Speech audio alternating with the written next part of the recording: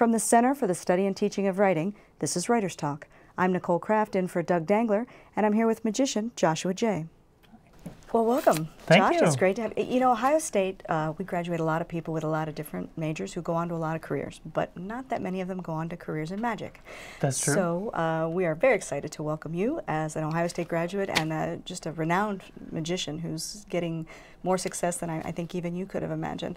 Thank you very much. I'm honored to be here. So you were an English major here Yeah. at Ohio State. How does someone who's an English major move off into a career in magic? That's a good question. From the time I was really little, I never had any doubts that I would be a magician. But the deal with my parents was, got to go to school, get a degree. We don't care in what you do it with, but you have to do something. So I like to write, I like to read, so I thought English would be okay. And contrary to what a lot of people offered as advice, they thought I should go into theater or perhaps business, help with a business degree. But I was somehow drawn to English. And I was nurtured there at a great set of teachers, and I loved every second of it. And it works in strange ways. I got out of school, sort of left the degree behind, and started on this performing career. And then very quickly I found that my writing served me very well. I did some writing for some television for other magicians. I then got a book deal, which has taken me all over the world. And I write for a magazine about magic and contribute to 3 or 4 other magazines. And all of this because they look at me as somebody who does magic but can also write about it and articulate the craft on the printed page. So it's in a roundabout way of going, you know? Mm-hmm. So you wrote, as part of the work that you did here at Ohio State, you wrote your first magic book, right? Yeah. So as part of the honors program, they sort of tell you, now it's time to do your thesis.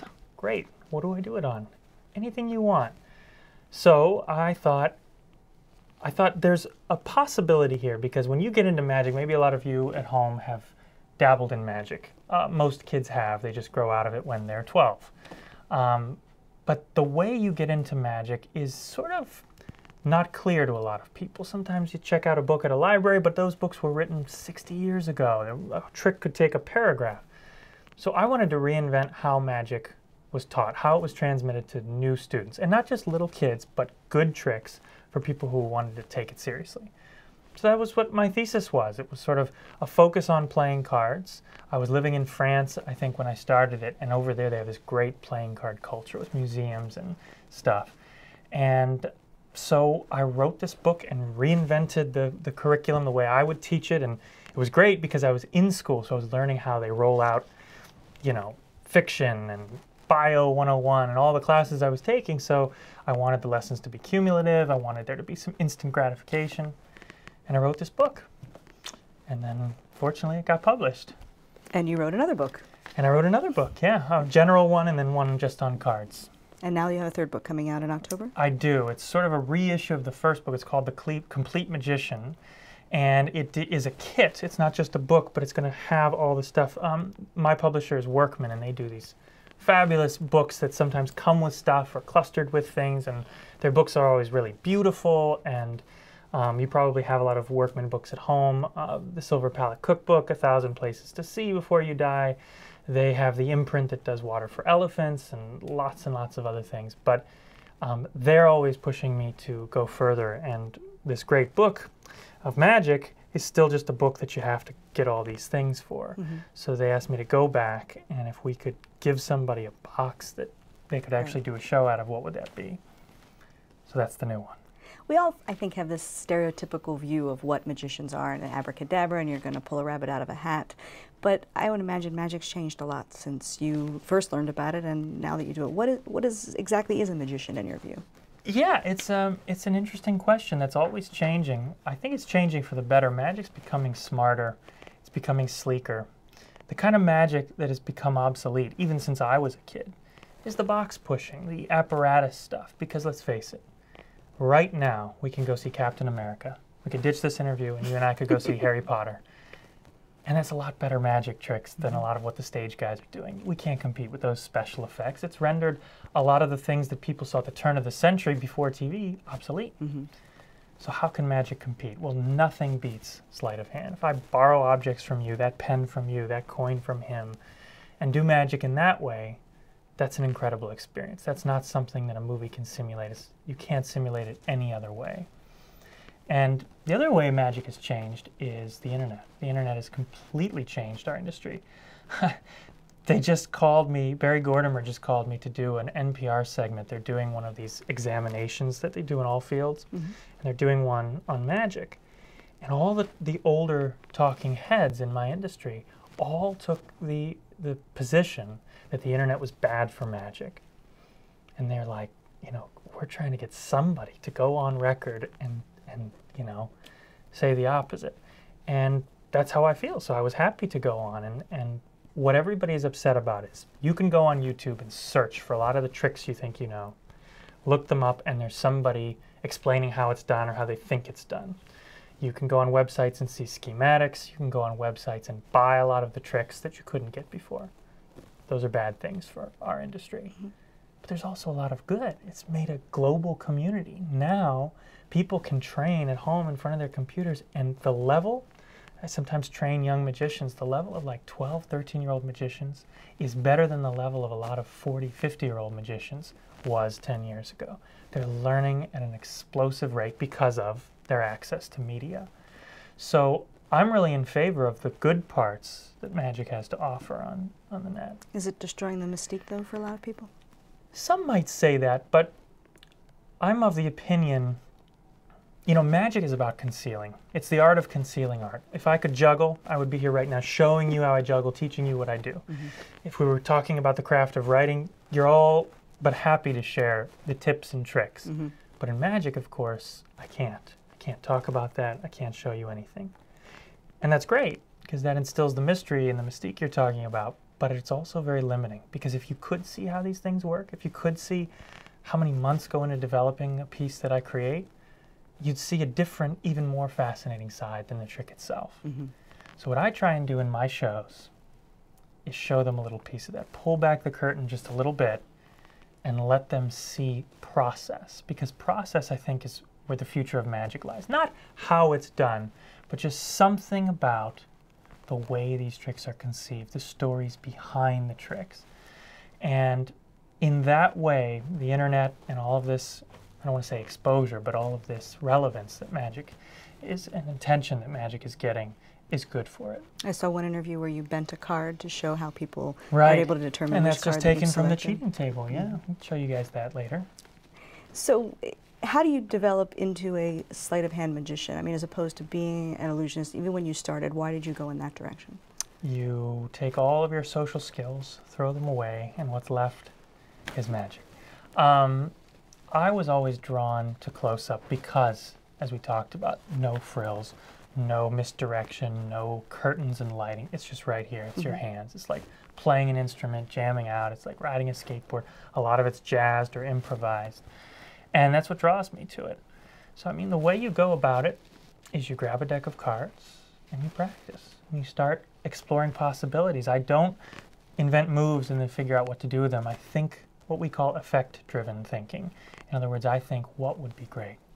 If I could have you sign a playing card and make it go there, that would be great. If I could have you take a coin and make it change, that would be great. And then you figure out a way to do that.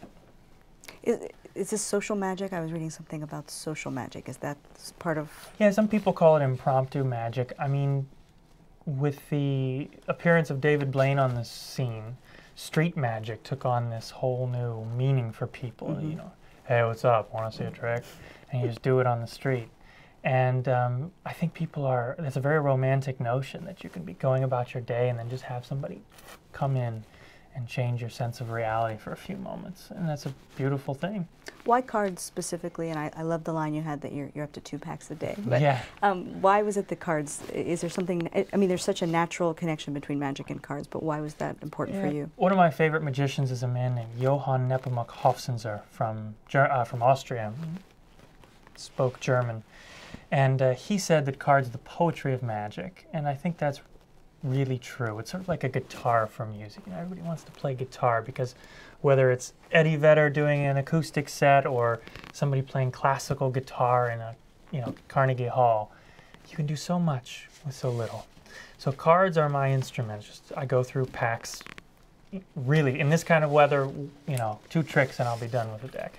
But, you know, any deck, anywhere, hand it to me, and I can do really interesting things. I can entertain hundreds of people, and that appeals to me. So your dad was a magician. He was. Talk a little bit about your relationship with him and how he helped you develop First into the of all, magician you are. Yeah, he went to Ohio State. So he very much urged me to come here, and that was never a doubt in my mind. He wasn't a professional magician, but he had a love of magic, like many people do. I mean, what's interesting about my industry is the way it moves forward is not always by professionals, but by doctors, lawyers, dentists, waiters, accountants, people who go about their lives, but at night, when nobody else is around, they develop great tricks. They do things on an amateur level. They publish their magic so others can use it. They consult for magic. And so, in a way, our industry is driven by amateurs. And my dad was one of those amateur magicians. So he had a love for magic. And I always thought, like, so he works hard so he can come home and do magic. I want to do magic all day. That's what I want to do. And that's how it worked out. So you're here at Ohio State with the Young Writers Workshop. Yes. How did that come about? What made you, I know that you'd worked with Michelle Herman before, Right. But tell me about that invitation and what exactly it involved for you. So she was really great. She was a big influence on me. And at one point, taking these English classes, she said, let me petition you into a grad level class because I think you'd find it challenging and interesting. Okay, it's going to be hard. It'll be fine. So she petitioned me into a class called Literary Publishing. And she had a different writer or somebody in the industry. I think we had an agent, we had an editor of a magazine. They all came in and they spoke to us about the different sides of publishing. Sort of not quite the business of writing a book, but in that direction. And we read pieces and what it's like to work with an editor. And this was truly the greatest class I've ever taken. I mean, you get to see every part inside and out. And that's about the time I started my senior thesis. And that's what got me hooked. So she and I have stayed in touch, took my thesis to New York, got a fabulous literary agent, and we sold it to our first choice, the first place that we went, which was Workman. That's for a magic book. They're ideal. And, you know, we've stayed in touch since then. I thank her in the back of the book. And she asked me to come back this year and speak to this group of writers. These are young students, I believe high school age, and they have been privileged to have a week of courses and help with some great writing teachers. And tonight's the last night, so I'm going to do some magic and speak to them at their shindig in about an hour. What are you going to tell them about writing and the effect that it's had for you? Oh, it's an amazing skill to have. The thing that I've noticed, it comes in handy in almost every job I think you could possibly think of, is this. We are all, in some way, storytellers. We all find ways to tell stories. Now, that may not sound like a good fit for magic, but if you think about it, every magic trick is a story with a beginning, a middle, and an end. Every magic trick has a problem and a resolution. There's drama along the way. There's twists, there's turns, there's unexpected things that happen. And good magic tricks work based on the same principle that good stories work. You know, you have these dramatic elements that come together that make sense. There's an internal logic for everything involved and every one involved. And I learned all those things as it related to fiction. I just took it and put it into my magic. But in whatever you're doing, I think being able to recognize a good story and tell a good story is an unbelievable skill to have. If you have that skill, public speaking is a cinch because every bit of public speaking is telling a story. So. You do a column as well. What's your column Yeah, about? I do a column in Magic Magazine, and I contribute to other magazines. I've just contributed to something in Cosmo, believe it or not. But it was a fun call. But yeah, I write, coming up next month is my 10th year doing the tricks in Magic Magazine, which is the biggest magic magazine. And I write all the tricks for it. And I believe, let's see, 10 years, I must have started it at Ohio State. That's fantastic. Yeah. Where do you come up with your tricks? Where do you come up with, you talk about having this goal in mind that you want to be able, for me to be able to sign a card and have it appear across the room. Is that just simple brainstorming, or where do those ideas come from? Yeah, I mean, they come from within, but that means they come from without. My influences happen because of things that I'm interested in. So I'm a huge movie buff. So movies inspire me all the time. Weird plot twists, the way movies are told. Sometimes they're told backwards. Sometimes they're told in flashbacks. Those all have a bearing on the tricks that I create. Mm-hmm. And the other big influence, I have a show that I do called Unreal, and I'm going to Vegas with it next in 2 weeks. And that show is all about the places I've been. And tonight, one of the pieces I'm going to perform in the big show is my sort of tribute to all my favorite places. So I have a bunch of cards selected, and I find each one in the style of the country. So for example, I know you have an affinity for France, as do I, and I speak French. Magic in France looks totally different than magic somewhere else. It's a great, great feeling. And you know, so I talk about French magic and what magic by shamans in the jungle look like, and that's, you know, those things all show up in my show. What are the skills that you need? I mean, we don't really think of magicians as being, you know, physically one way or another. So what is it that a magician needs to have to be successful physically? Well, when children ask me, you know, how can we be a professional magician, I always tell them this, and this isn't just some empty you know, motivational speak, but the only requirement to being a great magician is a true passion for it, because everything else follows with a passion. And I mean that. I mean, I know magicians in New York who do shows just sort of endlessly. Every night they're booked somewhere, and it's become a job, it's become a chore. Right. And their magic suffers. I mean, I get up every day. I can't wait to get up and read about magic. Then I start my day, which is my stuff, and then I perform in the evenings. And then to unwind at night, I'll watch clips of other magicians and fall asleep with a magic. You know, it's all encompassing. It's my life. And so I love it. And that's, everything else falls into place. I know magicians without their, you know, the ability to see, without the ability to hear, a magician who's lost his hand. All these things can be overcome and surpassed, but only if there's a real passion. And I'm sure the same is true in anything. You know, I said that we don't have we don't think of magicians one way or the other, but we do think of them as older than you. And, yeah, you know, historically speaking, but, you know, we've seen Chris Angel, we've seen David Blaine, we've seen lots of young magicians, and you mentioned in a quote that you thought youth was an advantage to a magician. Why would that, why do you think that is? Well, it's an advantage if you look at it the right way. I mean, it's all about relating to your audience. I mean, the experience of a magic trick happens in the spectator's head, not your hands. So one way that I found that I can relate to people my age is to be me. You know, they don't want to see some 50-year-old telling jokes that aren't funny and talking about, you know, cracking things that make no sense to us. But my audience, about my age, likes the kind of music I like, movies I like, watches the shows I like, goes to the places I like to go, and it fits. There's a connection there. I mean, magic is truly about reading people and connecting, and that's harder to do if there's a huge age disparity. Not impossible, but in that sense, youth can be a real advantage. But they also maybe have a different degree of cynicism than we used to, and you mentioned it about what we see in movies and with, you know, computer animation, the computer-generated images, all of those things. How do we keep them interested in magic or to believe in the illusion? I think it's just to make it relatable. I mean, the kind of magic that I do, there is no CGI that can duplicate that, because it's close up, it's with, you know, an ordinary pack of cards and borrowed objects, and those things are undeniable. And they're about moments, and people love to feel those. You want to feel one of those moments? I would love to feel one of those moments right now. Have you seen a lot of close-up stuff? I have not, except the videos I've watched of you. Of me, okay. Well, this one you won't have seen. I don't think I've done this for anybody on camera. But watch me carefully. You guys at home can watch too. Let's make sure I don't do anything. Not that part. That's just me taking out the jokers. Play fair. All right, you get to remember 2 cards for everybody at home. Go like this with your hand and put your thumb on top, just like that. First one you get to remember is the Ace of Hearts. Ace of Hearts. So I'm going to put this in your hand without looking. What card would you say that you're holding? I would hope it's the Ace of Hearts. Show it to him if you don't trust me. She doesn't trust me. Beautiful. Okay, next is the Ace of Diamonds. That's the next one you have to watch. Now watch here. Without peeking this time. No peeking at home either.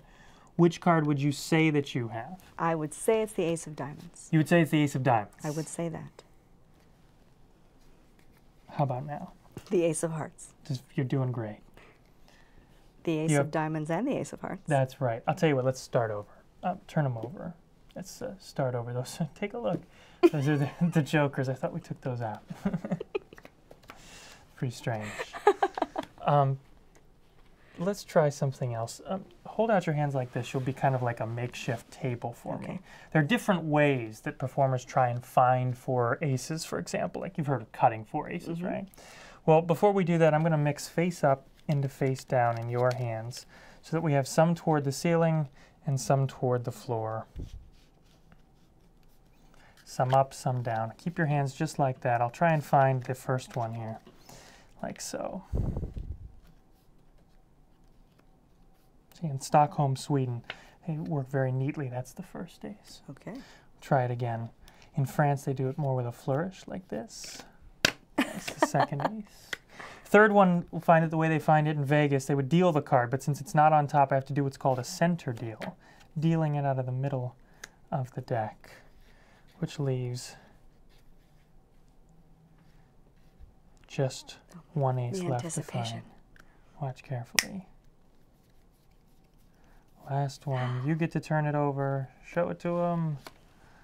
That's what do you got? amazing. Yeah. All right. Cool. Very impressive. Well, I'll tell you what. One time somebody said to me, yeah, but can you do that with my deck of cards? And I said, sure, I can actually do that with every deck of cards I've ever used. Take a look. Every card in the deck changes color. Every single pack, even the back of the aces changes color. Wow. Joshua J., I'm speechless, and that rarely happens to me, but I can't tell you what a pleasure it has been to be here with you and to welcome you back to Ohio State. Thanks so much. We can't wait to see you perform magic again. Thanks a lot.